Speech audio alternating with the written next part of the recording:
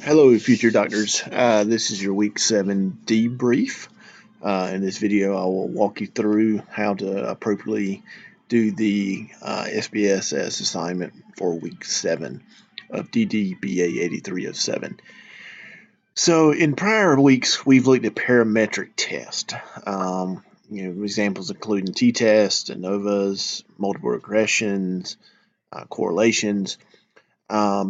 And if, as you remember from the readings of parametric tests, they have certain assumptions about the population. Normality is one.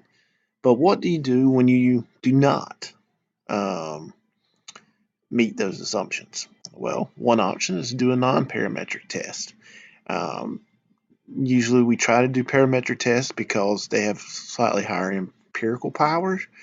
But for this test, it is a non-parametric, and so this will give you practice at actually doing a two-way contingency table using crosstabs in SPSS. So what I did, I'm going to do this right here in front of you, is I went and I found the data set, the required data set here, downloaded it to my computer.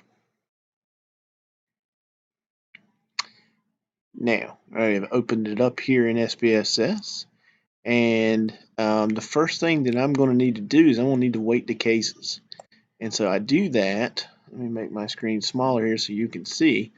I do that by going to Data, Weight Cases, and here's a big one.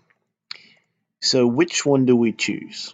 For this one, we want to do the work shift preference, because the morale has some missing cases there, and it has a value of 0, which would mess up if we tried to weight it by cases.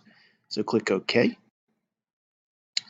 All right, and you'll notice you'll get this nice little comment here that says weight by work shift preference. That's just your confirmation there. So we're good to go. Now we're going to go to Analyze.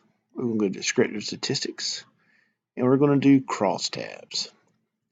Now we just need to move one to each row and column because it's a crosstabs, which means you put two variables against each other, one in the rows, one in the columns. If you had more variables here, then you could add them to rows or columns to give more of a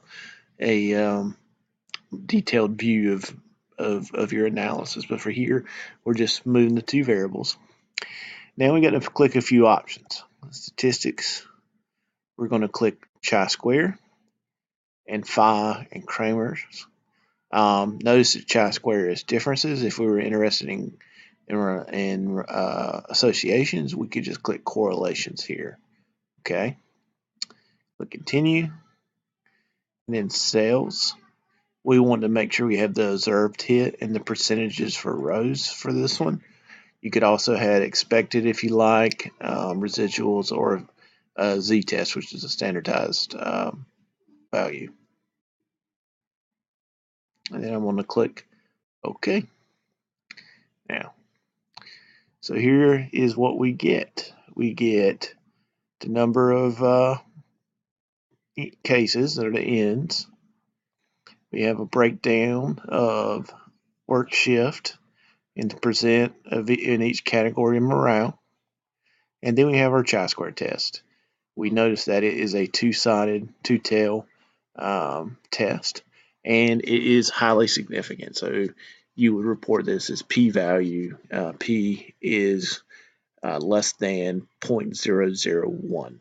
Remember that you'll never say p-value is 0.00. Its p is less than 0.001. All right. And then here is your phi and Kramer's results.